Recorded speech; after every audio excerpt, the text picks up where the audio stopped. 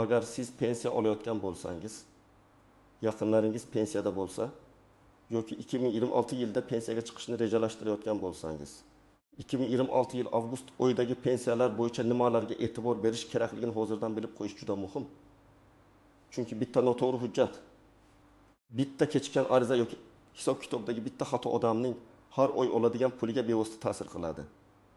Bu mavzu faqat pensionerlarga emas, ularning farzandlariga, vasiylariga, boquvchisini yo'qotgan oilalarga, nogironligi bo'lgan fuqarolarga va 2026 yilda yoshga doir pensiyaga chiqadiganlarga ham tegishli. Men bugun sizga oddiy, tushunarli tilda tushuntirib beraman. 2026 yil avgust oyida pensiya masalasida nimani tekshirish kerak? Kimlar xavotir olishi kerak? Kimlar esa ortiqcha vahimaga tushmasligi kerak? Qanday hujjatlar kerak bo'ladi?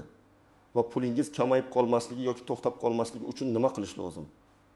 Hozirning o'zida kanalga obuna bo'ling, videoga like bosing. Chunki bu ma'lumotni oilangizdagi kamida bitta odamga yuborishingiz kerak bo'lishi mumkin. Avvalo, shuni aniq aytib qo'yaman. Pensiya masalasida eng katta muammo odamlarning qonun o'zgarganidan keyin emas, juda kech xabar topishida. Ko'pchilik pensiya kelmay qolganidan, kamroq tushganidan yoki qayta hisoblash rad etilgandan keyin harakat qiladi. Aslida esa bunday holatlarning ko'pini oldindan tekshirib, oldini olish mumkin. Oldin ko'p narsalar qog'oz hujjatlar asosida hal qilinardi. Mehnat daftarchasi, ish joyidan, ma'lumotnoma arxivdan olingan tasdiqlar, oylik ish haqi haqida ma'lumot, bolalar tug'ilganlik guvohnomasi, harbiy xizmat yoki o'qish davri bo'yicha hujjatlar odamning pensiya miqdoriga ta'sir qilardi. Hozir esa ko'plab ma'lumotlar elektron bazalar orqali tekshiriladi. Bu bir tomondan qulay. Chunki fuqaro har bir tashkilot eshigida yurmasligi mumkin. Lekin ikkinchi tomondan bazada xato bo'lsa, ish staji noto'g'ri ko'rinsa, ish haqi kiritilmagan bo'lsa yoki familiya o'zgargani sababli ma'lumotlar bir-biriga ulanmasa, pensiya hisobida muammo chiqadi. 2026 yil avgust oyiga kelib ham asosiy e'tibor aynan shu narsalarda bo'ladi. Pensiya o'z vaqtida tushyaptimi? Miqdori to'g'ri hisoblanganmi? Indeksatsiya yoki qayta hisoblash bo'yicha o'zgarishlar qo'llanganmi? Hujjatlar elektron tizimda to'liq ko'rinayaptimi? Pensionerning shaxsiy ma'lumotlari yangilanganmi? Men bu yerda sizga aniq prinsipni tushuntiraman. Pensiya bu shunchaki har oy tushadigan to'lov emas. U ko'p yillik ish staji, ish haqi, ijtimoiy maqom va hujjatlar to'g'riligiga bog'liq bo'lgan hisob-kitob natijasidir. Avvalgidek pensiya tayinlandi. Endi umrbod o'zgarmaydi degan qarash to'g'ri emas. Pensiya ayrim hollarda oshishi, qayta hisoblanishi, ushlab qolinishi, vaqtincha to'xtatilishi yoki boshqa to'lov turi bilan almashtirilishi mumkin. Masalan, yoshga doir pensiya olayotgan odam keyinchalik qo'shimcha staj yoki ish haqi hujjatini topsa, qayta hisoblash so'rashi mumkin. Nogironlik pensiyasi olayotgan odamning nogironlik guruhi o'zgarsa, miqdor ham o'zgarish ehtimoli bor. Boquvchisini yo'qotganlik pensiyasida esa farzandning yoshi, o'qishi, oilaviy holati va boshqa shartlar muhim rol o'ynaydi.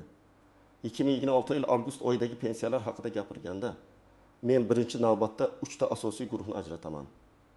Birinchi guruh allaqachon pensiya olayotgan fuqarolar. Ikkinchi guruh 2026 yilning yozda yoki avgust oyida pensiyaga chiqmoqchi bo'lgan fuqarolar. Uchinchi guruh pensiya yoki nafaqa oluvchi yaqinlari uchun hujjat yuritadigan farzandlar, vasiylar va qarindoshlar. Birinchi guruh uchun eng muhim masala bu pensiya miqdorini tekshirish. Odam ko'pincha kartaga pul tushganini ko'radi, lekin uning nega aynan shu miqdorda tushganini bilmaydi. Men tavsiya qilaman, har bir pensioner yoki uning farzandi kamida yiliga bir marta pensiya hisob-kitobi bo'yicha ma'lumotni tekshirtirsin. Masalan, 2026 yil avgustida siz 20 million 250 ming so'm pensiya olayotgan bo'lsangiz, bu summa nimaga asoslangani bilishingiz kerak.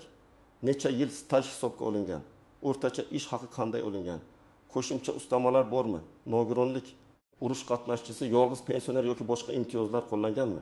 Oddiy misol keltiraman. Deylik, Hasan aka 62 yoshda 2024 yilda pensiyaga chiqqan. U 32 yil ishlagan deb o'ylaydi. Lekin pensiya tizimida faqat 27 yil staj ko'rgan bo'lishi mumkin. Chunki 1990 yillardagi bir zavoddagi 5 yillik ish davri arxivida noto'g'ri saqlangan yoki elektron bazaga kiritilmagan. Agar Hasan aka menga shuncha chiqdi, demak to'g'ridir deb yuraversa, har oy kamroq pensiya olishi mumkin. Ammo u arxivdan ma'lumot olib, o'sha 5 yillik stajni tasdiqlatsa, pensiyasi qayta hisoblanishi ehtimoli bor. Bu Bu faqat bir o'yga emas. Kelajakdagi har o'yga ta'sir qiladi. Ikkinchi misol. Malika opa 2026 yil avgust oyida pensiyaga chiqmoqchi. U hayoti davomida bir necha joyda ishlagan, keyin farzand tarbiyasi bilan uyda bo'lgan, keyin yana ishga qaytgan. U pensiyaga ariza berishdan oldin mehnat faoliyati bo'yicha ma'lumotlarni tekshirtirmasa, ayrim davrlar hisobga olinmay qolishi mumkin. Ayniqsa tashkilot tugatilgan bo'lsa, korxona nomi o'zgargan bo'lsa, ish haqi ma'lumotlari arxivga topshirilmagan bo'lsa, masala cho'ziladi. Shuning uchun pensiyaga chiqish yoshiga 6 oy qolgan hujjatlarni tekshirish eng to'g'ri yo'l. Uchinchi misol. Rustam aka nogironlik pensiyasi oladi. Uning tibbiy mehnat ekspertiza hujjatlarida muddat ko'rsatilgan. Agar qayta ko'rikdan o'tish muddati 2026 yil avgustida tugasa va u buni unutib qo'ysa, to'lov vaqtincha to'xtashi mumkin. Keyin u hujjatlarni yangilab, to'lovni tiklatadi. Lekin bu orada oilaviy byudjetda uzilish yuz beradi. Demak, nogironlik pensiyasida faqat pul tushishini emas, hujjatning amal qilish muddatini ham kuzatish kerak. Menimcha 2026 yil avgust pensiyalari bo'yicha eng ko'p e'tibor berishi kerak bo'lganlar bir nechta toifaga kiradi. Birinchisi, yaqinda pensiyaga chiqqanlar. Chunki yangi tayinlangan pensiyada xato bo'lsa, odam buni boshida sezmaydi. Endi shunday ekan deb qabul qiladi. Aslida esa tayinlash qarorini, hisobga olingan stajni va ish haqi davrini tekshirish kerak. Ikkinchisi 1910 yillar va 2000 yillar boshida ko'p ish joyini almashtirgan fuqarolar. Bu davr hujjatlari ko'pincha eng muammoli bo'ladi. Korxona yopilgan, arxivga topshirilmagan, muhr boshqa nomda bo'lgan, mehnat daftarchasida yozuv noaniq bo'lgan holatlar ko'p uchraydi. Agar sizning onangiz, otangiz yoki o'zingiz o'sha davrda bozorda, shirkatda, zavodda, xo'jalikda, kichik firmada yoki vaqtinchalik ishda ishlagan bo'lsangiz, hujjatlarni albatta tekshirish kerak. Uchinchisi familiya. Ism yoki otasining ismi o'zgargan fuqarolar. Ayollar turmushga chiqqanda familiyasini o'zgartirgan bo'lishi mumkin. Hujjatlarda bir joyda Karimova, boshqa joyda Karim qizi, yana bir joyda eski familiya yozilgan bo'lsa, tizim buni avtomatik bog'lamasligi mumkin. Bu holatda nikoh guvohnomasi, familiya o'zgarganini tasdiqlovchi hujjat, pasport yoki ID karta ma'lumotlari muhim. To'rtinchisi, xorijda ishlagan yoki hozir xorijda yashayotgan fuqarolar. Bunday holatda pensiya huquqi stajni tan olish, pulni olish tartibi, ishonchnoma orqali rasmiylashtirish kabi masalalar murakkablashadi. Agar fuqaro O'zbekistonda pensiya olayotgan bo'lsa, lekin uzoq muddat chet elda yashasa, bank kartasi, shaxsni tasdiqlash, ishonchnoma va yashash holati bo'yicha talablarni oldindan bilish kerak. Aks holda pulni olishda texnik yoki huquqiy muammo chiqishi mumkin. Endi kimlar vahimaga tushmasligi kerakligini ham aytaman. Agar sizning pensiyangiz muntazam tushayotgan bo'lsa, shaxsiy ma'lumotlaringiz to'g'ri bo'lsa, staj va ish haqi bo'yicha avval tekshiruvdan o'tgan bo'lsangiz, hujjatlaringizda ism, familiya mos bo'lsa, nogironlik yoki boshqa imtiyoz muddatlari tugamayotgan bo'lsa, sizda katta xavotirga asos yo'q. Lekin bu umuman tekshirmang degani emas. Bu faqat shuni anglatadi, vahima emas, tartibli nazorat kerak. Masalan, bir pensioner har oy 15-sanada pul oladi. Avgust oyida 15-sana dam olish kuniga to'g'ri kelishi, bank operatsiyalari kechikishi yoki texnik sabablar bilan pul 1-2 kun farq bilan tushishi mumkin.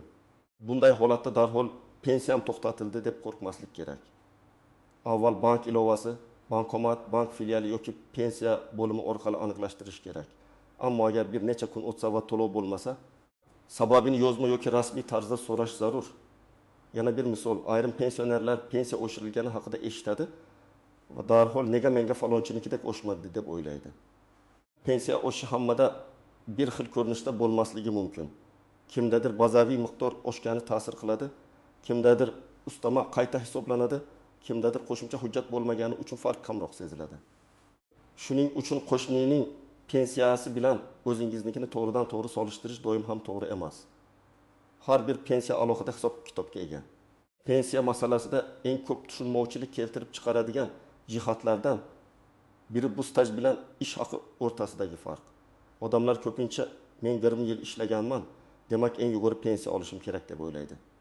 Lekin pensiya miqdorida faqat staj emas, ish haqi miqdori, rasmiy ishlaganlik, sug'urta badallari yoki tegishli davrlarning huquqiy tan olinishi ham muhim. Agar odam uzoq ishlagan bo'lsa-yu, lekin ayrim yillarda rasmiy hujjat bo'lmasa, bu davrni tasdiqlash kerak bo'ladi. Ikkinchi nozik jihat norasmiy ish. Juda ko'p odamlar men ustasida ishlaganman, do'konda sotuvchi bo'lganman, fermerda ishlaganman, qurilishda yurganman deydi. Lekin pensiya hisobida asosiy savol bitta. Bu ish rasmiy tasdiqlanadimi? Mehnat shartnomasi bo'lganmi? Buyruq bo'lganmi? Ish haqi to'langanmi? Soliq yoki ijtimoiy to'lovlar aks etganmi? Mehnat daftarchasiga yozilganmi? Agar yo'q bo'lsa, bu davrni hisobga kiritish qiyinlashadi. Shuning uchun yoshlar ham hozirdan tushunishi kerak. Bugungi norasmiy ish ertangi pensiyaga ta'sir qiladi. 3-nozik jihat. Boquvchisini yo'qotganlik pensiyasi. Bu to'lovda oila a'zolarining maqomi juda muhim. Masalan, farzand ma'lum yoshgacha yoki kunduzgi ta'limda o'qisa, to'lov davom etishi mumkin. Lekin o'qish shakli o'zgarsa, akademik ta'til olsa, o'qishdan chetlatilsa yoki hujjat vaqtida taqdim etilmasa, to'lov to'xtashi mumkin. 2026 yil avgust oyi ayniqsa o'quv yili boshlanishidan oldingi davr bo'lgani uchun talabalar bo'yicha hujjatlarni oldindan tayyorlash kerak. Sentabrda ma'lumotnoma olib kelaman deb kutib yurish ba'zan kechikishga olib keladi. 4-jihat pensioner vafot etgan holat. Bu og'ir mavzu, lekin amaliy hayotda juda muhim. Agar pensioner vafot etsa, qarindoshlar pensiya kartasidagi pulni ishlatish masalasida ehtiyot bo'lishi kerak. Qonuniy tartib, daf puli, meros, bankdagi mablag' va ortiqcha to'langan pensiyani qaytarish kabi masalalar bor. Ba'zan pensioner vafot etgandan keyin ham karta orqali pul yechib olinadi. Keyin esa bu pulni qaytarish talabi chiqadi. Shuning uchun bunday vaziyatda darhol tegishli organlarga xabar berish, FJD orqali o'lim guvohnomasini rasmiylashtirish va pensiya bo'limidan tartibni so'rash kerak. 5-jihat ishonchnoma. Ko'plab keksalar bankka borishga qiynaladi va farzandiga ishonchnoma beradi. Ishonchnomaning muddati, notarial tasdiqlanishi, bank tomonidan tan olinishi, chet elda berilgan bo'lsa konsullik tartibi kabi jihatlar bor. Agar ishonchnoma muddati 2026 yil avgustida tugasa, pulni olishda muammo bo'ladi. Shuning uchun ishonchnoma bilan pensiya olayotganlar muddatni albatta tekshirsin. 6-jihat karta va bank muammolari. Pensiya tayinlangan bo'lsa ham, bank kartasi bloklangan, muddati tugagan, PIN kod unutilgan, karta yo'qolgan yoki hisob raqami o'zgargan bo'lsa, pulni olish qiyinlashadi. Bu pensiya to'xtadi degani emas. Bu bank xizmatiga oid muammo bo'lishi mumkin. Bunday holatda bankka murojaat qilinadi. Kerak bo'lsa yangi karta ochiladi. Pensiya to'lovlari yangi rekvizitga yo'naltiriladi. Endi eng muhim qismga o'tamiz. Siz amalda nima qilishingiz kerak? Men buni bosqichma-bosqich tushuntiraman. Birinchi qadam, shaxsiy ma'lumotlarni tekshiring. Pasport yoki ID karta, JSH tug'ilgan sana, ism, familiya, yashash manzili, telefon raqam va bank ma'lumotlari to'g'ri ekanini aniqlang. Agar familiya o'zgargan bo'lsa, nikoh yoki ajralish guvohnomasi kabi hujjatlar tayyor bo'lsin. Bu mayda narsadek ko'rinadi, lekin aynan shular bazadagi ma'lumotlarni bog'lashda katta ahamiyatga ega. Ikkinchi qadam, stajni tekshiring. Mehnat daftarchangiz bo'lsa, uni ko'zdan kechiring. Har bir ish joyida ishga qabul qilingan sana, ishdan bo'shagan sana, buyruq raqami, tashkilot muhri va imzo borligini tekshiring. Agar yozuvlar noaniq bo'lsa, oldindan arxivga murojaat qiling. Tashkilot tugatilgan bo'lsa, uning hujjatlari qaysi arxivga topshirilganini aniqlash kerak. Bu ishni pensiyaga chiqishdan bir oy oldin emas, kamida bir necha oy oldin boshlagan ma'qul. 3-qadam, ish haqi ma'lumotlarini aniqlang. Pensiya miqdoriga ish haqi ta'sir qiladigan hollarda ma'lum davrlar bo'yicha oylik ma'lumotlari kerak bo'lishi mumkin. Agar eski ish joyingiz mavjud bo'lsa, kadrlar bo'limi yoki buxgalteriyadan ma'lumot oling. Agar tashkilot yo'qsa, arxivga murojaat qiling. Ma'lumotnomada sana, lavozim, ish haqi, tashkilot rekvizitlari va mas'ul shaxs imzosi bo'lishi kerak. 4-qadam, pensiya bo'limiga yoki vakolatli xizmatlarga murojaat qiling. O'zingiz yashayotgan hududdagi pensiya masalalari bilan shug'ullanuvchi organ, davlat xizmatlari markazi yoki elektron davlat xizmatlari orqali murojaat qilish tartibini aniqlang. Men har doim yozma murojaat qilishni tavsiya qilaman. Og'izaki aytilgan gap unutilishi mumkin, lekin yozma arizada sana, mazmun va javob bo'ladi. Arizada pensiya hisob kitobimda hisobga olingan ish staji va pensiya miqdorini tushuntirib berishingizni so'rayman deb aniq yozish mumkin. 5-qadam, qayta hisoblash uchun asos bo'lsa, hujjat topshiring. Agar sizda oldin hisobga olinmagan staj, ish haqi, imtiyoz yoki boshqa tasdiqlovchi hujjat paydo bo'lsa, shunchaki uyda saqlamang. Uni rasmiy tartibda topshiring va qabul qilinganini tasdiqlovchi belgi yoki ro'yxat raqamini oling. Hujjat topshirilgan sana keyingi hisob kitoblarda muhim bo'lishi mumkin. 6 qadam nogironlik. Boquvchisini yo'qotganlik yoki imtiyozli pensiya bo'lsa, muddatlarni tekshiring. Tibbiy xulosa qachongacha amal qiladi? Talaba ma'lumotnomasi qachon yangilanadi? Vasiylik hujjati muddati bormi? Ishonchnoma qachon tugaydi? Shularni yozib qo'ying. Oddiy daftar tuting yoki telefonga eslatma qo'ying. Masalan, 2026 yil 20 avgustgacha ma'lumotnoma olish. 2026 yil 20 avgustda ishonchnomani yangilashda belgilab qo'yish ko'p muammoning oldini oladi. 7-qadam. Bank kartasini tekshiring. Karta muddati tugamaganmi? SMS xabarnoma ishlayaptimi? Karta bloklanmaganmi? Bank ilovasiga kira olasizmi? Shuni oldindan ko'ring. Pensionerning o'zi bankka bora olmasa, qonuniy vakil yoki ishonchnoma orqali masalani hal qilish kerak. Lekin PIN kodni begona odamlarga bermang. Kartani qo'shniga yoki tanishga topshirmang. Pensiya pulini himoya qilish ham muhim. 8-qadam. Har oy tushgan pulni yozib boring. Bu juda oddiy, lekin foydali odat. Avgust oyida qancha tushdi? Iyulda qancha edi? Sentyabrda qancha bo'ldi? Farq bormi? Ushlab qolish bo'ldimi? Yozib boring. Agar summa birdan kamayib qolsa, darhol sababini so'rang. Ba'zan kredit, aliment, sud qarori, ortiqcha to'lovni qaytarish yoki boshqa ushlab qolishlar bo'lishi mumkin. Pensionni buni bilmasdan davlat kam berdi deb o'ylashi mumkin. Aslida sabab boshqa bo'ladi. 9-qadam. Rasmiy manbalarga tayaning. Pensiya oshadi. Hamma bir xil pul oladi. Avgustda hammaga qo'shimcha beriladi. Hujjatsiz ham staj qo'shiladi degan gaplarni eshitsangiz, rasmiy qaror, qonun, marmon, pensiya organi izohi yoki davlat xizmatlari orqali tasdiqlangan ma'lumot bo'lmasa qaror qabul qilmang. Ayniqsa pul beraman, pensiyangizni oshirib beraman deydigan vositachilardan ehtiyot bo'ling. Pensiya masalasi pora yoki tanish bilish bilan emas, hujjat va qonuniy tartib bilan hal qilinishi kerak. 10-qadam. Farzandlar ota-onasiga yordam bersin. Ko'p keksalar telefon ilovasi, elektron xizmat, navbat olish, arxivga so'rov yuborish, hujjat nusxasini tayyorlash kabi ishlarni qila olmaydi.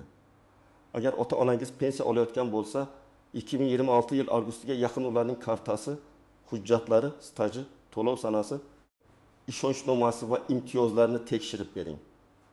Bu faqat pul masalasi emas, bu ota-onaga hurmat va amaliy yordamdir. Deylik bir ayol 2026 yil avgustida 25 yoshga to'lib pensiyaga chiqish masalasini boshlamoqchi. U 20 yil maktabda ishlagan, 5 yil bolalari bilan uyda bo'lgan, 7 yil xususiy korxonada ishlagan. Agar maktabdagi ish staji elektron tizimda bor, lekin xususiy korxona bo'yicha ma'lumot to'liq bo'lmasa, pensiya dastlab kamroq chiqishi mumkin. U xususiy korxonadan yoki arxivdan ma'lumot olib kelsa, keyin qayta hisoblash so'rashi mumkin. Lekin buni oldindan qilsa, pensiya tayyorlash jarayoni ancha silib o'tadi. Yana bir holat. Erkak kishi 2026 yil avgustida pensiya oladi, lekin iyul oyida bank kartasining muddati tugagan. Pul tizimda hisoblangan bo'lishi mumkin. Lekin karta faol bo'lmagani uchun u pulni yecha olmaydi. U buni pensiya muammosi deb o'ylaydi. Aslida bank kartasini yangilash kerak. Shuning uchun pensionerlar karta yuzasidagi amal qilish muddatiga qarab qo'ysin. Yana bir misol, talaba boquvchisini yo'qotganlik pensiyasi olmoqda. Avgust oyida u oligofdan 2-kursga o'tadi. Lekin o'qish shakli kunduzgidan sirtqiga o'zgarsa, bu to'lov shartlariga ta'sir qilishi mumkin. Shuning uchun o'qish joyidan olingan ma'lumotnomada o'qish shakli, kursi, muddati aniq ko'rsatilishi kerak. Talaba degan umumiy gap yetarli bo'lmasligi mumkin. Yana bir holat, pensioner qo'shimcha ishlashda davom etmoqda. Ba'zi odamlar pensiyada ishlasam pensiyam to'xtaydimi deb so'rashadi. Bunday masala pensiya turi, ish shakli va amaldagi qoidalarga bog'liq. Har doim alohida tekshirish kerak. Eng to'g'ri yo'l ishga kirayotganda ham, pensiya organidan ham rasmiy tartibni so'rash. Chunki ayrim to'lovlarda ishlash holati ta'sir qilishi, ayrimlarda esa ta'sir qilmasligi mumkin. 2026 yil avgust oyidagi pensiyalar bo'yicha eng muhim gap shu. Pulingiz to'g'ri va o'z vaqtida tushishi uchun hujjatlaringiz, stajingiz, bank kartangiz, shaxsiy ma'lumotlaringiz va imtiyozlaringiz tartibda bo'lishi kerak. Pensiya masalasida beparvolik qimmatga tushadi, lekin oldindan tekshiruv ko'p muammoning oldini oladi. Agar siz pensiya olayotgan bo'lsangiz, avgust oyida tushgan summani tekshiring. Agar pensiyaga chiqmoqchi bo'lsangiz, hujjatlarni hozirdan yig'ing. Agar ota-onangiz pensiyada bo'lsa, ularga yordam bering. Agar staj yoki ish haqi bo'yicha shubhangiz bo'lsa, yozma murojaat qiling va rasmiy javob oling. Kommentariyada yozib qoldiring. Sizda pensiya yozib qoldiri. Staj karta, qayta hisoblash yoki hujjat bo'yicha qanday savol bor? Men keyingi videolarda eng ko'p uchraydigan savollarga alohida javob beraman. Videoga like bosing, kanalga obuna bo'ling va bu ma'lumotni pensiya olayotgan yaqinlaringizga albatta yuboring.